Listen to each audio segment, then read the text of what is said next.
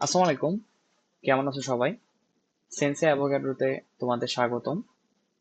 আজকে আমাদের টপিক ভরক্রিয়ার সূত্র। কালক্ষেপণ না করে আসো আমরা আমাদের টপিকের দিকে অগ্রসর হই। আমাদের টপিকের নাম হচ্ছে লজ অফ মাস অ্যাকশন, বা যেটাকে বলা হয় ভরক্রিয়ার সূত্র। ভাইয়া, ভরক্রিয়ার সূত্র আমাদের যেটি বলে সেটি হচ্ছে যে কোনো বিক্রিয়ার যে বিক্রিয়ার হার আছে অর্থাৎ রিয়াকশন রেট, সেটি সমানুপাতিক হচ্ছে অ্যাক্টিভ মাস অফ রিয়াক্টেন্টের। অর্থাৎ ভাইয়া, কোনো বিক্রিয়ার যে বিক্রিয়ার হার আছে সেটি বিক্রিয়কের সক্রিয় ভরের সমানুপাতিক হয়। যে কোনো বিক্রিয়ার যে বিক্রিয়ার হার সেটি বিক্রিয়কের সক্রিয় ভরের সমানুপাতিক হয়। এখন ভাই আমাদের কোয়েশ্চেন হইতে পারে যে অ্যাক্টিভ মাস বা সক্রিয় ভর এই ব্যাপারটা আসলে কি?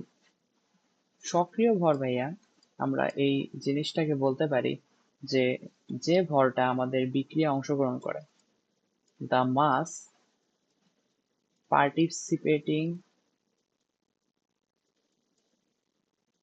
in reaction, অর্থাৎ যে ভরটা বিক্রিয়া অংশগ্রহণ করে সেটাকে আমরা বলে থাকি অ্যাক্টিভ মাস। এটিকে দুইটি ভাবে প্রকাশ করা যায়। একটি হচ্ছে কনসেন্ট্রেশন বা ঘনমাত্রা দিয়ে, একটি পার্শিয়াল প্রেসার বা আংশিক চাপ দিয়ে। তাহলে ভাইয়া যদি আবার আমরা একটু রিক্যাপ করি, লজ অফ মাস অ্যাকশন বা ভরক্রিয়ার সূত্র আমাদের যেটি বলে কোনো বিক্রিয়া, যে কোনো বিক্রিয়া যে বিক্রিয়ার হার অর্থাৎ রিয়াকশন রেট আছে সেটি রিয়াক্টেন্ট বা বিক্রিয়কের অ্যাক্টিভ মাস অর্থাৎ সক্রিয় ভরের সমানুপাতিক হয়। এখানে ভাইয়া সক্রিয় ভর বলতে কি বোঝানো হচ্ছে? যে ভরটি বিক্রিয়ায় অংশগ্রহণ করছে। এবং এই সক্রিয় ভরকে দুইটি জিনিস দ্বারা আমরা রিপ্রেজেন্ট করি, একটি হচ্ছে ঘনমাত্রা বা কনসেন্ট্রেশন, একটি পার্শিয়াল প্রেসার বা আংশিক চাপ। এখন ভাই যদি আমরা একটি এক্সাম্পল নেই, এ প্লাস বি রিয়াক্ট করে যদি আমাদের সি প্লাস ডি তৈরি করে, ভাই আমরা যদি এখানে লক্ষ্য করি তাহলে এখানে ফরওয়ার্ড রিয়াকশন হচ্ছে এ প্লাস বি বিক্রিয়া করে যে সি প্লাস ডি তৈরি করে সেটি। সো এখানে ভাইয়া আমাদের বিক্রিয়ক কোন দুইটি? আমাদের বিক্রিয়ক হচ্ছে এ এবং বি, এবং ভরক্রিয়ার সূত্র অনুযায়ী আমাদের রেট অফ ফরওয়ার্ড রিয়াকশন, ভাইয়া দেখো আমাদের সম্মুখমুখী বিক্রিয়ার হার কিসের সমানুপাতিক হবে? বিক্রিয়কের সক্রিয় ভরের সমানুপাতিক। বিক্রিয়কের সক্রিয় ভর এখানে যদি আমরা ঘনমাত্রাকে ব্যবহার করি তাহলে এ এর ঘনমাত্রা ইন্টু বি এর ঘনমাত্রা গুণফল বিক্রিয়কের সক্রিয় ভরের কি হইল? সমানুপাতিক হইল, তাই না? তাহলে যদি আমরা ভাই এই সমানুপাতিক চিহ্নটাকে উঠায় দেই তাহলে আমরা লিখতে পারবো rate of forward reaction is equals to K of forward into A এর কনসেন্ট্রেশন ইন্টু বি এর কনসেন্ট্রেশন। এখানে কে অফ ফরওয়ার্ড এটাকে বলা হয় বিক্রিয়ার হার ধ্রুবক। তাহলে ভাইয়া এখানে যে কে অফ ফরওয়ার্ড বা কে এফ লেখা হয়েছে এটি কিন্তু আমাদের কি রেট কনস্ট্যান্ট বা বিক্রিয়ার হার ধ্রুবক। এটিকে যদি আমরা 1 নম্বর সমীকরণ দিই, ভাইয়া দেখো আমরা এখন যদি ব্যাকওয়ার্ড রিয়াকশনের দিকে লক্ষ্য করি, ব্যাকওয়ার্ড রিয়াকশন, তাহলে দেখো ভাইয়া ব্যাকওয়ার্ড রিয়াকশন কিন্তু সি প্লাস ডি থেকে এ বি উৎপন্ন হওয়ার যে বিক্রিয়াটি সেটি, অর্থাৎ সি প্লাস ডি বিক্রিয়া করে এ প্লাস বি তৈরি করছে। এই বিক্রিয়ায় কিন্তু ভাই আমাদের সি এবং ডি হচ্ছে বিক্রিয়ক। সো আমাদের রেট অফ ব্যাকওয়ার্ড রিয়াকশন কি হবে?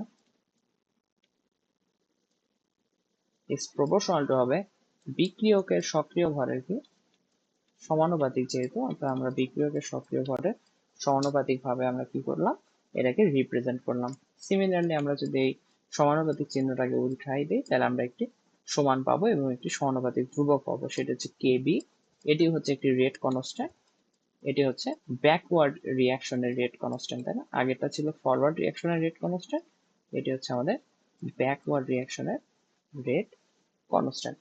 এখন ভাই আমরা জানি যে সাম্যাবস্থায় আমাদের রেট অফ ফরওয়ার্ড রিয়াকশন এবং রেট অফ ব্যাকওয়ার্ড রিয়াকশন এই দুটো কি হয়? ইকুয়াল হয়, তাই না? তাহলে ভাই যদি আমরা লিখি অ্যাট ইকুইলিব্রিয়াম আমাদের rate of forward reaction is equals to rate of backward reaction. তাহলে ভাইয়া দেখো রেট অফ ফরওয়ার্ড রিয়াকশন সমান আমরা কি লিখতে পারবো, এই ব্যাপারটাকে লিখতে পারবো kf into k of forward into concentration of A into concentration of B, এবং rate of backward reaction সমান লিখতে পারবো k of B into concentration of C into concentration of D। এখন যদি আমরা kf divided by kb লিখি সমান আমরা পাবো concentration of C concentration of D divided by concentration of A into concentration of B। ভাইয়া একটি নির্দিষ্ট তাপমাত্রায় kf এবং kb at given temperature, এই দুইটা কি kf এবং kb কি আমাদের ধ্রুবক অর্থাৎ কনস্ট্যান্ট। তাহলে ভাইয়া এটাও ধ্রুবক এটাও ধ্রুবক, এই দুটির ভাগফল অবশ্যই একটি ধ্রুবক হবে, সেটিকে আমরা লিখে থাকি k ইকুইলিব্রিয়াম বা ইকুইলিব্রিয়াম কনস্ট্যান্ট, বাংলায় যেটাকে বলা হয় সাম্যাঙ্ক, সেটি সমান আমরা এই ব্যাপারটা লিখতে পারি।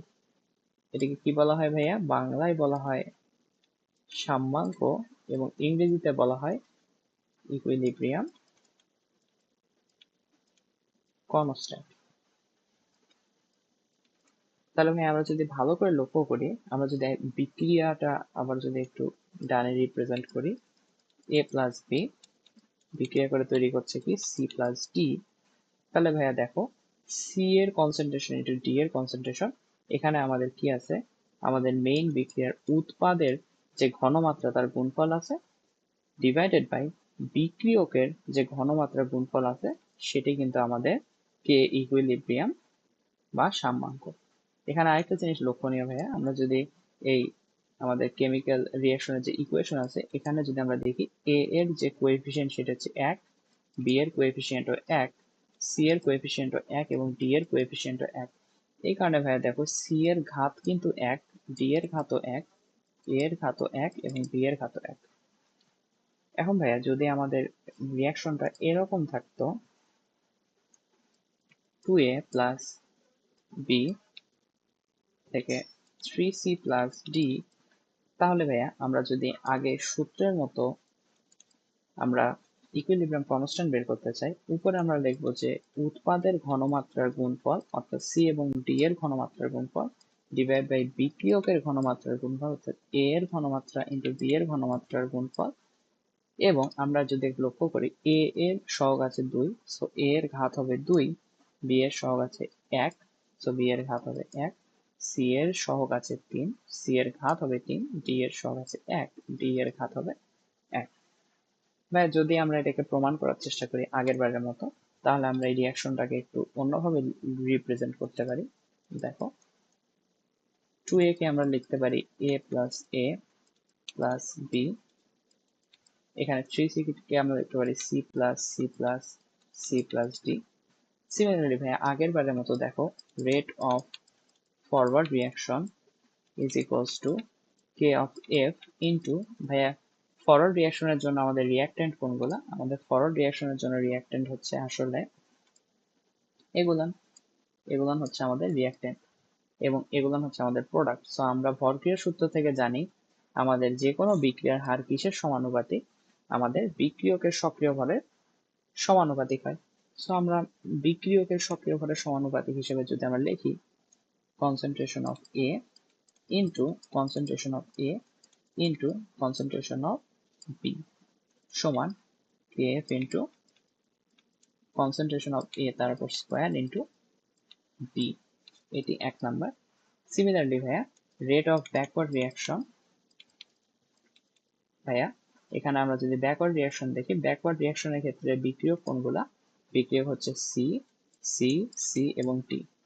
তাহলে ভাইয়া সেম ভরক্রিয়ার সূত্র যদি আমরা অ্যাপ্লাই করি, তাহলে আমরা জানি যে কোনো বিক্রিয়ার হারকে বিক্রিয়কের সক্রিয় ভরের কি সমানুপাতিক, অর্থাৎ সি এর কনসেন্ট্রেশন ইন্টু সি এর কনসেন্ট্রেশন ইন্টু সি এর কনসেন্ট্রেশন ইন্টু ডি এর কনসেন্ট্রেশন। এবং আমরা সমানুপাতিক ছিল, সমানুপাতিক চিহ্ন উঠে দিয়ে সমান চিহ্ন দিয়েছে, অর্থাৎ এখানে একটি সমানুপাতিক ধ্রুবক কেবি আসবে। তাহলে ভাইয়া কেবি ইন্টু সি এর ওপর কিউব ইন্টু ডি, এটিকে আমরা যদি 2 নাম্বার সমীকরণ দিই, ঠিক সিমিলারলি আমরা যদি লিখি at equilibrium rate of forward reaction is equals to rate of backward reaction, তাহলে ভাই আমরা যেটা পাবো kf ইন্টু এখান থেকে concentration of a square into concentration of b, k of b into concentration of c whole cube concentration of D বা kf divide by kb is equals to concentration of C তারপর cube concentration of D divide by concentration of A তারপর square into concentration of B। আর এই জিনিসটাকে আমরা কি লিখতে পারি ভাইয়া, k ইকুইলিব্রিয়াম। তাহলে ভাইয়া দেখো আমাদের যে এই ব্যাপারটা এবং এই ব্যাপারটা কিন্তু আসলে সেম। আমরা আসলে দেখানোর চেষ্টা করলাম যে আমরা যে এই সহগগুলোকে ঘাতে কনভার্ট করে দিই, সহগগুলোকে ঘাতে কনভার্ট করে দিই, এটা আসলে কিভাবে আসলো এই ব্যাপারটাকে আমরা ক্লিয়ার করলাম। সো আমাদের ভরক্রিয়ার সূত্র আসলে কি, ভরক্রিয়ার সূত্র বা লজ অফ মাস অ্যাকশন হচ্ছে যে কোনো বিক্রিয়ার যে বিক্রিয়ার হার আছে সেটি বিক্রিয়কের সক্রিয় ভরের কি সমানুপাতিক, বিক্রিয়কের সক্রিয় ভরের সমানুপাতিক। এবং সক্রিয় ভর বলতে আমরা যেটা বুঝি সেটি হচ্ছে যে ভরটি বিক্রিয়ায় অংশগ্রহণ করে, সেটিকে দুই ভাগে প্রকাশ করা যায়, একটি হচ্ছে কনসেন্ট্রেশন আর একটি হচ্ছে পার্শিয়াল প্রেসার বা আংশিক চাপ। এখান থেকে আমরা দুইটা উদাহরণ দেখলাম। এখন যদি আমরা আরেকটা উদাহরণ নেই ভাই, 4a plus 3b 2c plus 2d, ভাই এটা যদি ইকুইলিব্রিয়াম কনস্ট্যান্ট বা সাম্যাঙ্ক বের করতে হয়, সাম্যাঙ্কের সূত্র আমরা এখান থেকে কি বুঝতে পারছি যে উৎপাদের যে ঘনমাত্রা তার গুণফল ডিভাইডেড বাই বিক্রিয়কের যে ঘনমাত্রা তার গুণফল। আমরা লক্ষ্য করবো ভাইয়া আমাদের a এর সহগ কি আছে 4, সো আমাদের a এর ঘাত কত হবে 4, b এর সহগ আছে 3, b এর ঘাত হবে কত 3, c এর সহগ আছে 2, c এর ঘাত হবে 2, d এর সহগ আছে 2, d এর ঘাত হবে 2, রাইট? ওকে। এবং লাস্ট যদি আমরা আরেকটা এক্সাম্পল নেই, a প্লাস 5b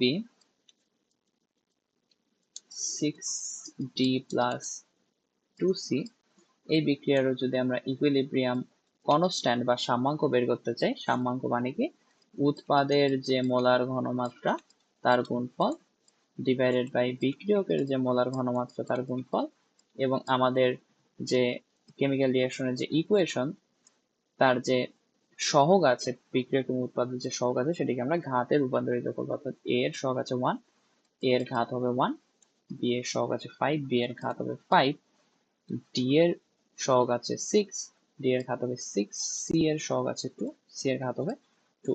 এটি হবে আমাদের ইকুইলিব্রিয়াম কনস্ট্যান্ট, যেটাকে বলা হয় সাম্যাঙ্ক বা সাম্য ধ্রুবক। তবে আজকে আমাদের লজ অফ মাস অ্যাকশনের উপর ক্লাসটি এই পর্যন্তই। সবাই ভালো থাকবেন, সুস্থ থাকবেন, আল্লাহ হাফিজ।